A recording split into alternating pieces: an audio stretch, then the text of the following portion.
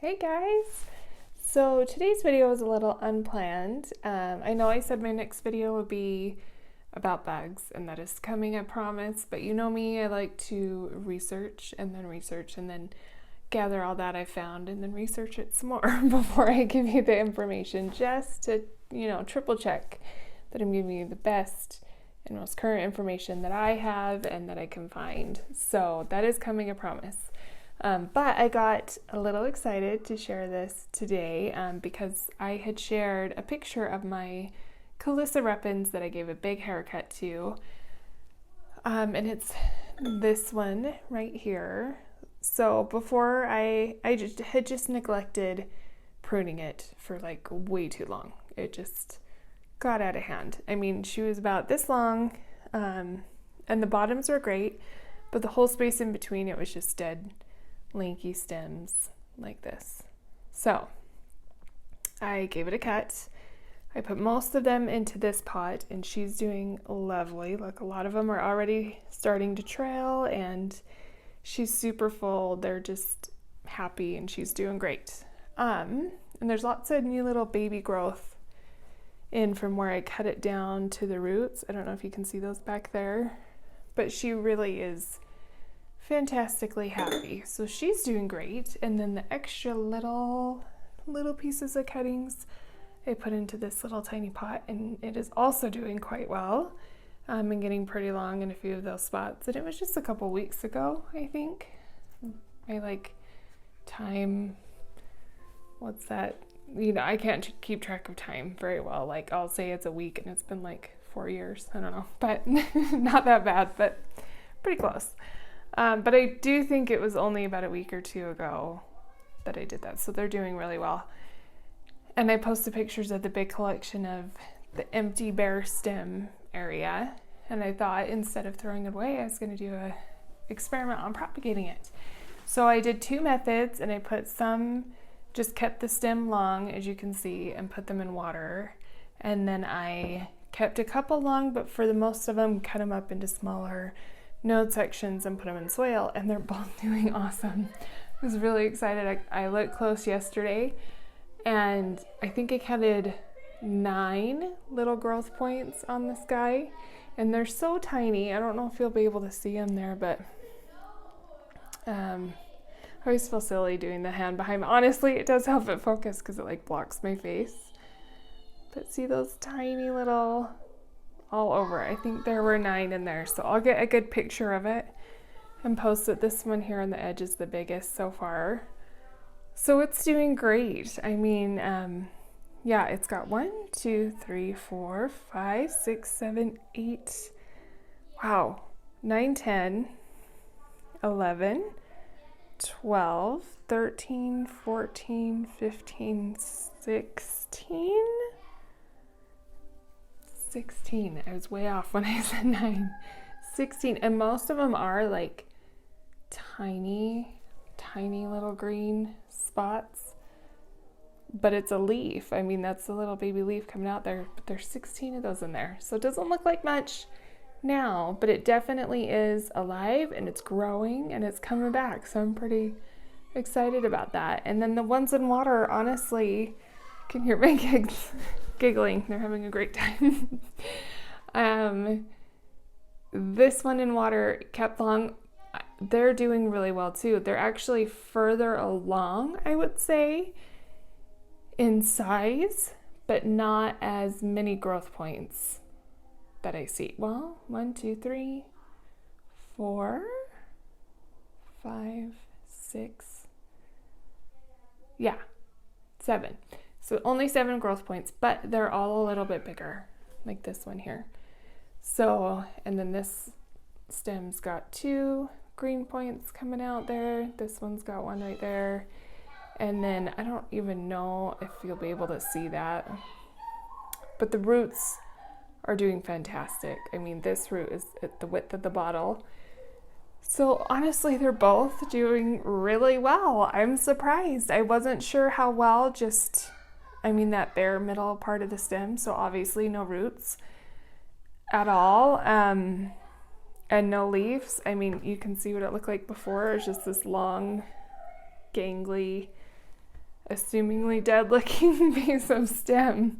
But they're all really coming back, and honestly, that's really why I love not only the Calissa repens plants, but the Tradescantia plants as well. They're just, I feel like, so hardy, and just even if the plant's dying off, you just cut off all the good stuff and stick it in some dirt and it's good and it'll grow back. So I feel like it's just a really forgiving and just fast growing awesome species. So the second thing I thought I'd bring you along for today is I'm going to try something new with propagations. I've been reading a lot about this, and a lot of people who really enjoyed, or not enjoyed, I guess that's a word that I would use for this because I'm weird, but just saw really good results with using not straight sphagnum moss, and I'm actually kind of starting to move away from sphagnum for environmental purposes. I don't want to use as much of it, so I thought this way it uses less of that,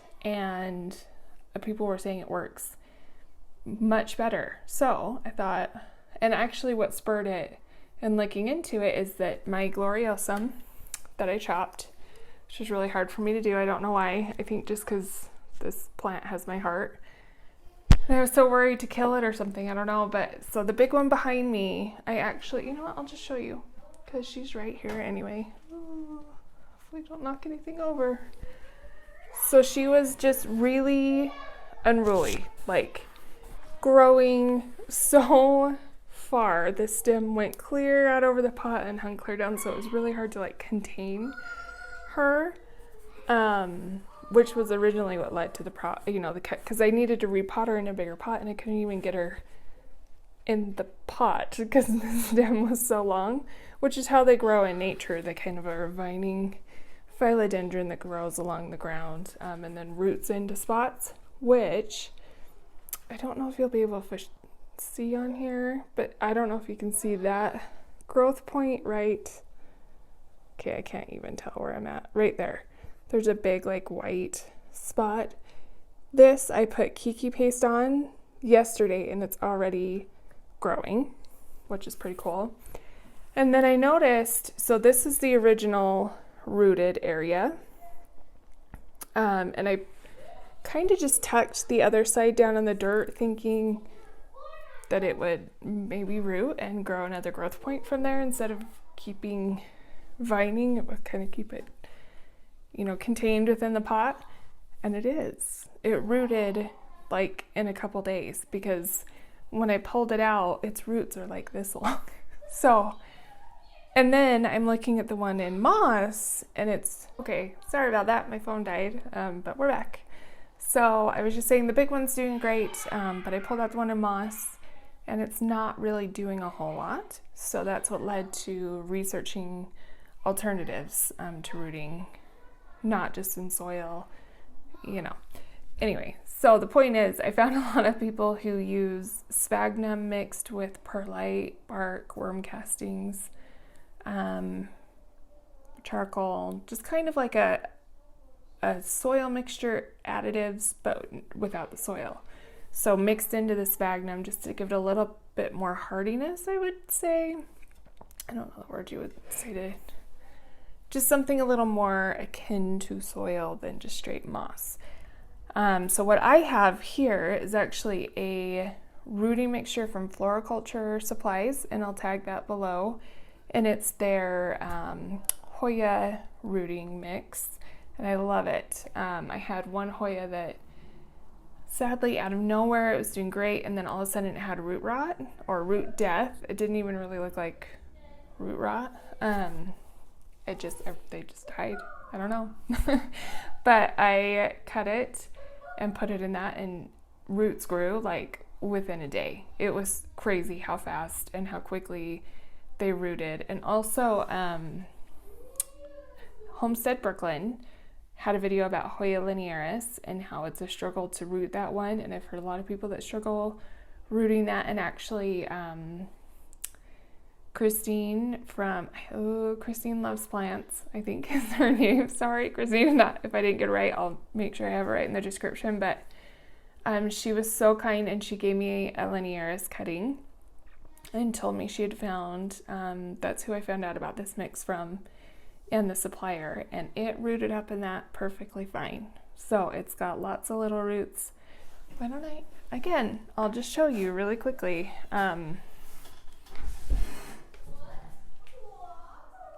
It's right here, in fact. So it's easy to pull out because it's very light and dense, and look at all those little roots it's got going. And I know they're small, but there's like 12 like root offshoots. So he's doing great in that. Yeah, so I just ordered some of it, and I've added it to like my Hoya soils.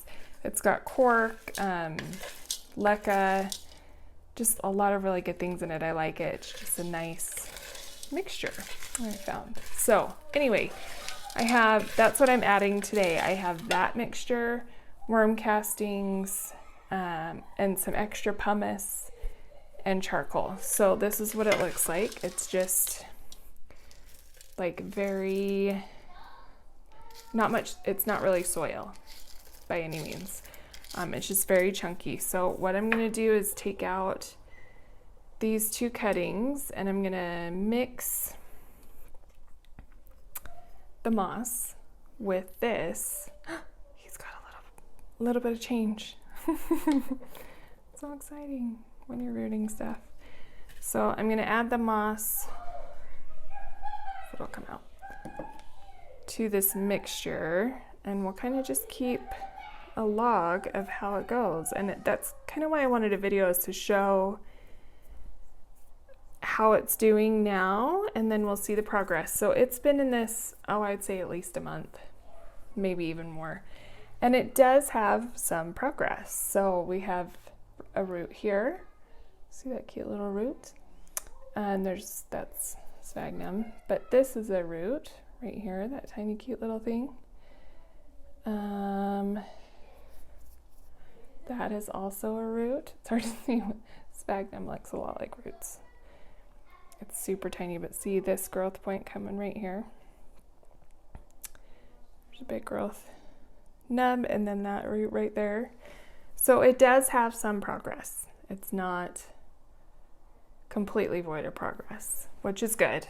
It's just pretty slow, especially because the other one, and I realize it is attached to the plant, so it is going to root easier. It's got, it's already stable.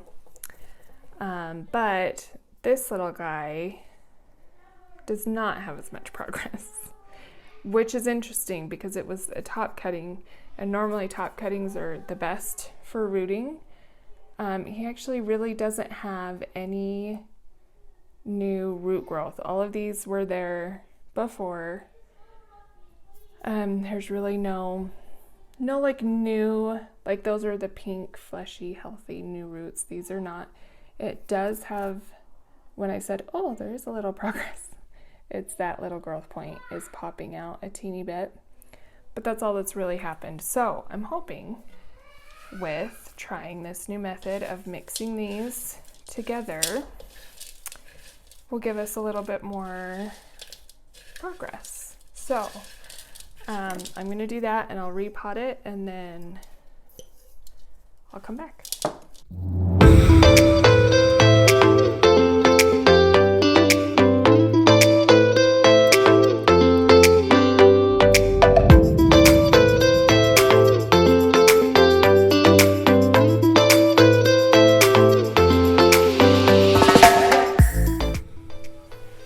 Okay, so I'm done, and I wanted to grab this to show you the difference, because looking at this just by itself, it didn't look all that different, honestly, to me. But next to this that is solely moss, and I realize, yes, that does need to be potted up, but it's a gift for someone, so I'm waiting to give it to them.